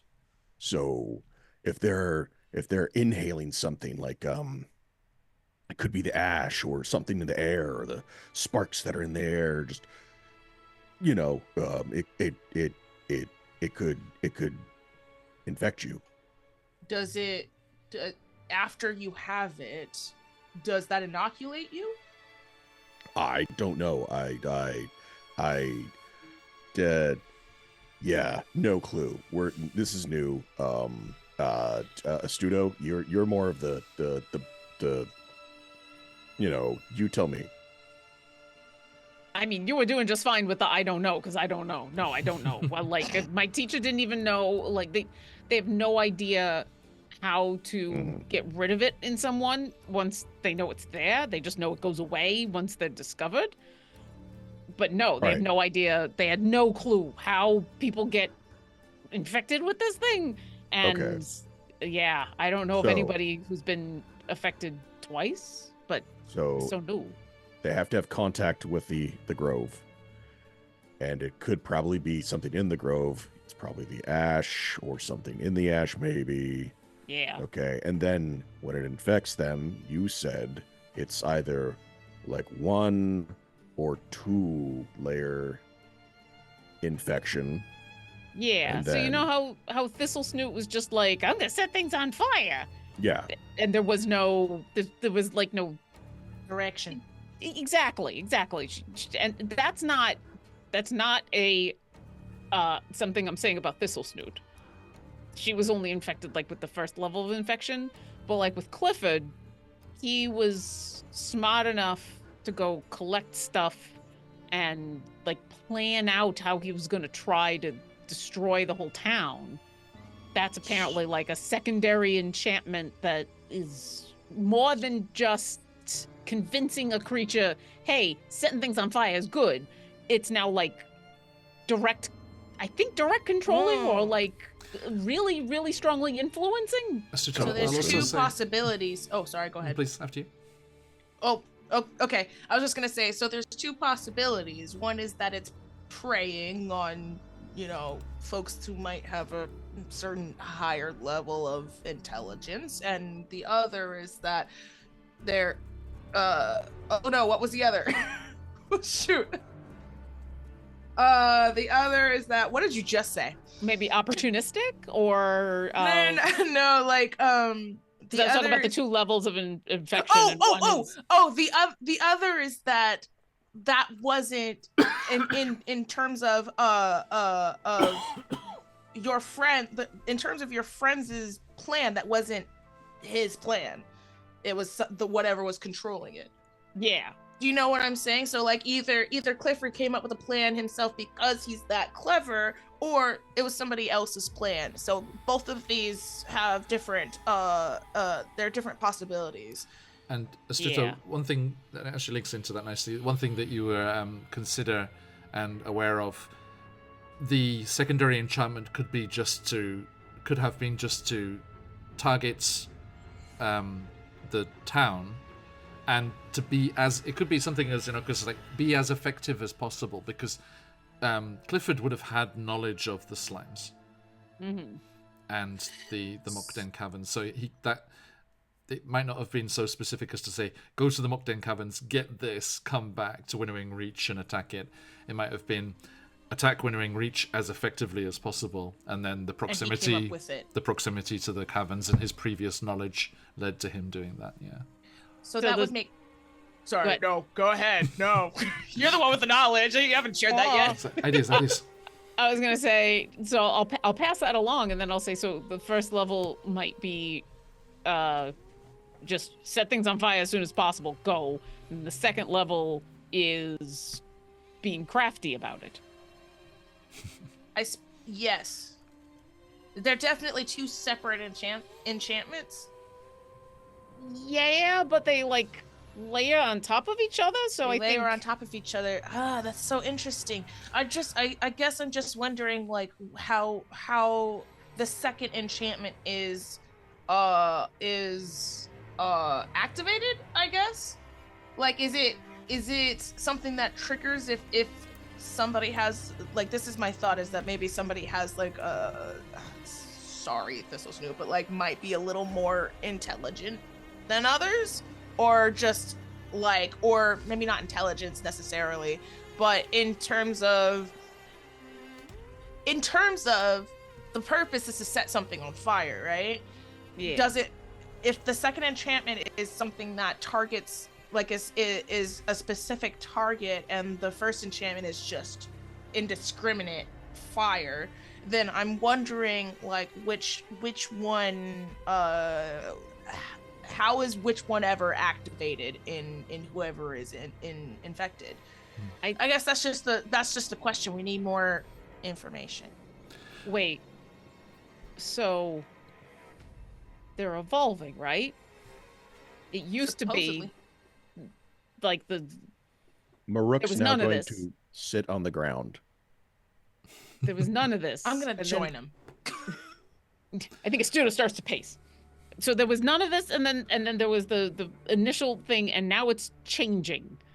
And the way it's changing is to be more specific and more direct about doing the thing that's trying to do, which is start fires, to get the grove to be bigger, the scorched grove. Sort of And from the way Professor Grayeska talks about it, the initial enchantment from the Scorched Grove seems to be a natural phenomenon of the Scorched Grove. And the secondary targeting one was added by malignant Something. forces, yeah. yeah. Do you remember how I was talking about how I think something is coming along and is like controlling it, or is the reason why this has gotten worse? And Asuda looks out towards where that giant creature was. If that thing can't go out of the Scorched Grove, It's trying to expand its territory. if you can't leave a forest and you really, really want to leave, you turn everything into a forest. If it can't leave, boy. and it's been trying to leave, and so the only way it can leave is if the Scorched Grove gets bigger. So now it, or whatever, is using the tools that it's got, and anyone who goes into the Scorched Grove gets attacked by a cat. Sorry. More holy- bounder! More bounder! So yeah, so I don't think it's I think it's almost like two separate enchantments, and you might just get the initial one, or you might get the one that is all juiced up and will do more harm.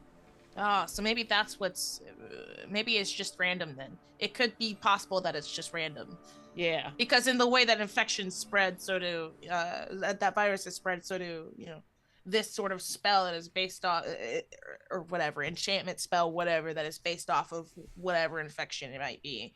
It could just affect people randomly. Yeah. That would make sense, I guess. But who's behind? Oh, I reach into my bag. I have a pamphlet. You do. That's those cultist people, right? Yeah, rejuvenation. I ran into them the other day, last night, whatever. Maruk, that's news to you as well.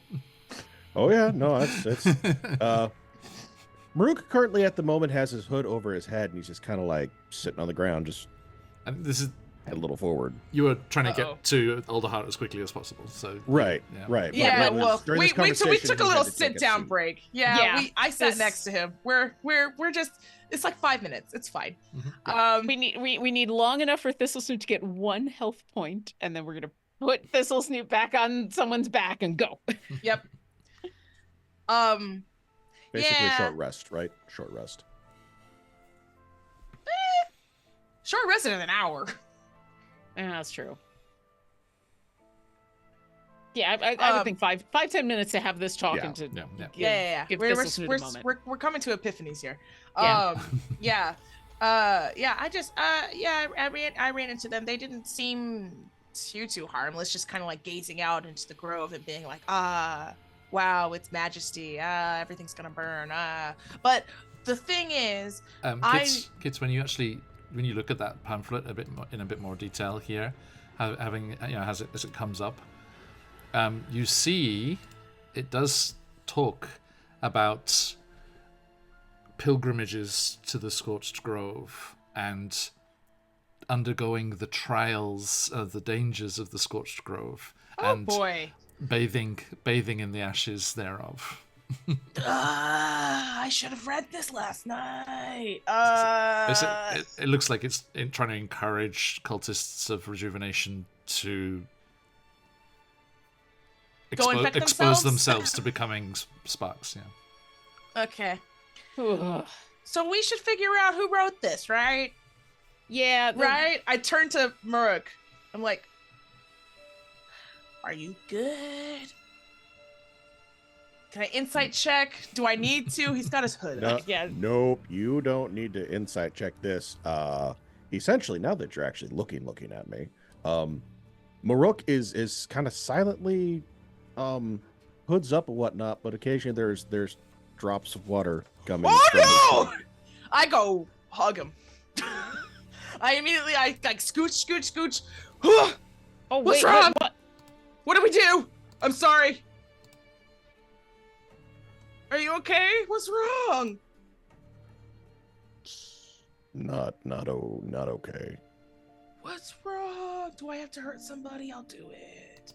No, just a lot of pieces fell into place.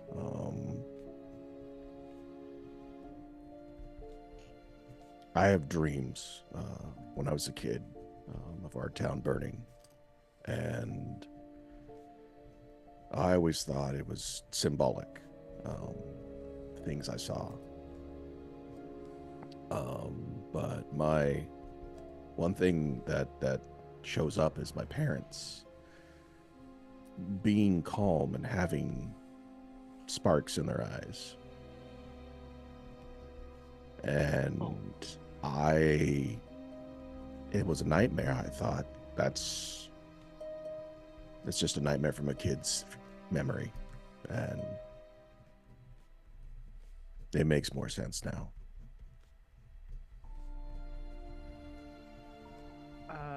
You saying your parents were sparks? That's heavy, man. Yeah. Yeah. I squeezed you tighter. Is this something you want to talk about in more detail, or do we need to wait? No, I'll deal with it later. For now, we need to make sure this doesn't happen anymore. But my one question that I have is, was Greeth infected, or was it his own free will? I'd say it's his own free will. He's an asshole. Who was this? Old schoolmate that we had to take care of because he turned on us. I made his head explode. He was a horrendous, egotistical asshole, but I don't know if I would put him being a cult member freely like that. There's a lot of questions in my brain now. Well, listen. I'm better. I'll be okay. Wipes his beak. Kid is still hugging you, by the way. Yeah. Like, literally has not stopped. I'm like a koala. Asuda will crouch down, like, in front of you both. Mhm. Listen. This infection, this spark thing, can make really good people, like Thistlesnoot, suddenly want to set things on fire. So if this asshole of yours was infected, it might not have needed to go that much further. I guess we'll never know. Well, no, we do. Because he wasn't trying to set anything on fire. He's just trying to kill us. No, but I do think, Kit, to your point about some of these cult members bringing others out into the grove to get infected, if this secondary enchantment is letting people be smart enough to be tactical, not set things on fire immediately, but like, hey, I'm in a position in where I can bring a whole bunch of people to go get infected. And that brings the next question of, are my parents still affected? Well, We don't according- know. Can you be reinfected? We don't know. Don't know. Where So- are they now? Back at the tree. Back at the right? tree. Which we need to get going back to. Yeah, we should go. I have not stopped. I literally don't move. I don't move until you get up. I stand, Merc stands up. It's just kind of like, okay. All right. Well, Crying later. Pat. Tree now. Pat. When we get back, Parents. yeah, when we get back to the tree, we're gonna grab like a perch guard, give them the heads up, but we'll go directly to your parents. All right. Haven't met them yet. Yeah, Kit's gotta meet them and get hugged because apparently Kit's real good at hugs, and I can check them out and make sure that they're okay. And if they're not, then we'll deal with it. And I'll keep racking my brain for what I could do to deal with it. You should try getting All hugged right. by a centaur. It's crazy. Should try getting hugged by my mom. I would love to. And I just start walking as I actually take the gerbine, just kind of like, come on, little buddy, right next to me, the other druid. Like, all right, we thank you, but we have to go. Yeah, we have to report back to the tenders in the Elder Hut and the Bird Council. So Bierson's got to know, Council's got to know, tenders have to know, everybody has to know. He should be at the tenders location in the Elder Hut.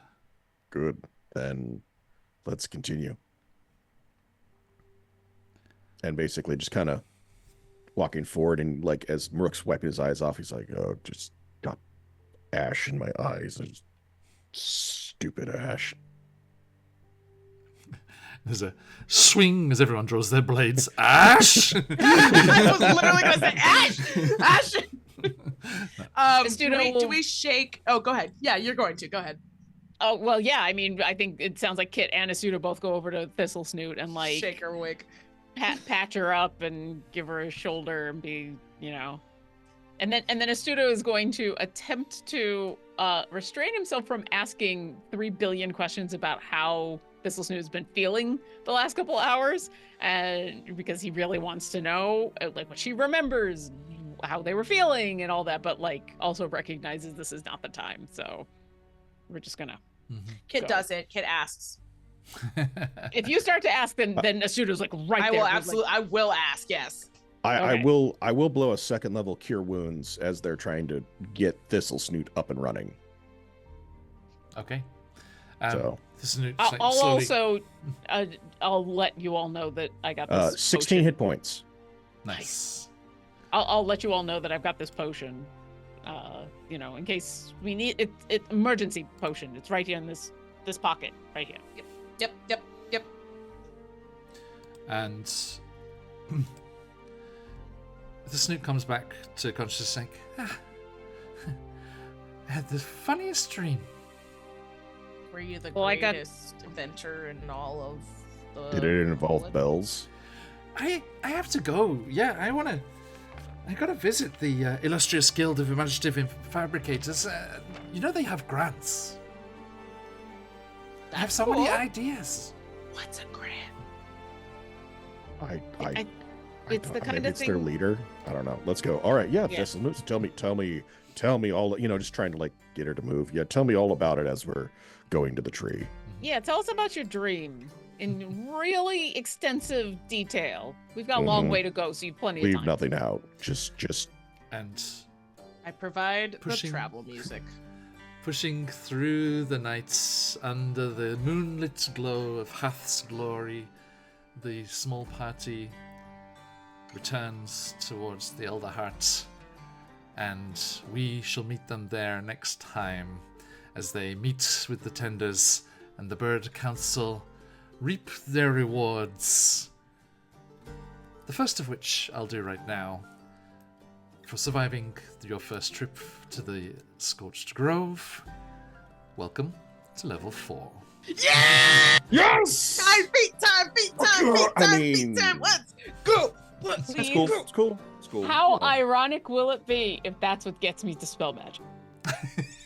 it might be. That's what I was thinking. Actually, I was thinking of something that I could take that I forgot to take last level up. So now maybe I can take it. Yeah. Yeah. That almost makes up for the trauma. Thank Shouldn't all you. traumatic experiences come with a level up? I feel like that seems right. I can't deal with that power creep Right. on the channel. That's not power creep, that's power sprint. Speed run. Go, go, go, Trauma, go. trauma speed run. Why put this?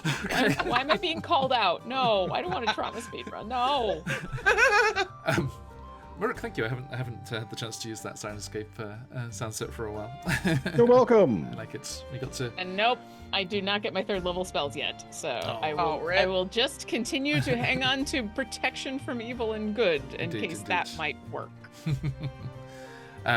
Okay, so massive thank you to you lovely folks. Lots of realizations and puzzle pieces coming together there, and yes, a eventful first visit to the Scorched Grove. We, as I said, will return next time, and the news will be spread. There will be shopping. There will be the chance to visit Eliza in her now up and running emporium. And a little hint, another friend has set up shop in the Elder Hut as well. We shall see what happens there. And then they'll carry on in their quest to discover what is going on and what is behind this plot. Not this strange natural phenomenon, perhaps a plot to expand the Scorched Grove. We shall see, we shall see. Thank you, everybody. Let's say goodbye to these fine folks, and then we will head on our way. Astuto, where can people find you on the material plane? Hi, I'm Lauren Urban. You can find me at my website, lauren-urban.com. It's the easiest way to find me. If you happen to swing by the Dungeon Scrawlers channel on Wednesdays and Thursdays, Wednesdays in the morning, Thursdays in the afternoon, I'm playing through Baldur's Gate 3 as one of my other characters, Orkira, the Dragonborn Cleric, who is also just getting all kinds of realizations. And but hey, Karlak is awesome. Also, my lovely partner has started streaming on his channel, Luke McKay. And what he's doing is he's showing off all of his squirrels in the back while he does art. So if you happen in the morning to need a nice, chill, relaxing stream with some gurgling water and the occasional squirrel and some art, come by twitch.tv/Luke McKay. Sounds very nice, very nice. Okay, and Jess, you good self. Hello, my name is Jazz, also known as Cinderscoria on the everywheres. You can find my links in the link tree that is linked to the tree. One thing that I really wanted to say, because I'm really super proud, is the AP that I was in, Harlem Hellfighters Never Die from the Harlem Unbound module. Just won best AP video and also best representation at Minnesota Web Fest, which is really cool. And we're also nominated for best cast, I believe, at New Zealand. I think it's New Zealand Web Fest, and it's very exciting. And I'm really excited, and I'm very proud/pleased. And deserving. Fantastic. Thank you. Fantastic. That's it for me. Murk, please. Hi, I'm Ludus Rex. I'm mostly traumatized at the moment, but you can find where I'm going to be at in my thingamajigger in the stuff. You can find me here Tuesdays, and coming back soon on Sundays, we'll be going back into Descent into Avernus over at QuestJunkiesUK, where I will be playing a wizard who talks a little bit like the Swedish chef.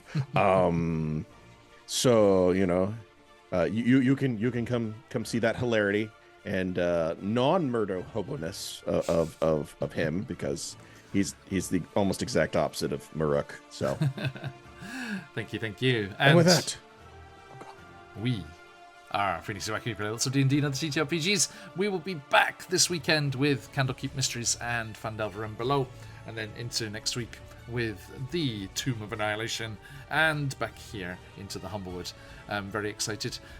If you want to find out everything that's going on with us, jump in the Discord or follow on the socials and get the news there before it jumps out everywhere else about what's going on with us. Our exciting big charity stream coming up, which has become even more excellent than we hoped originally, because we were aware of World Central Kitchen's amazing work all over the world, but right now they are doing so much important work in the Carolinas with Hurricane Helene, and are probably about to have to head down to Florida as well.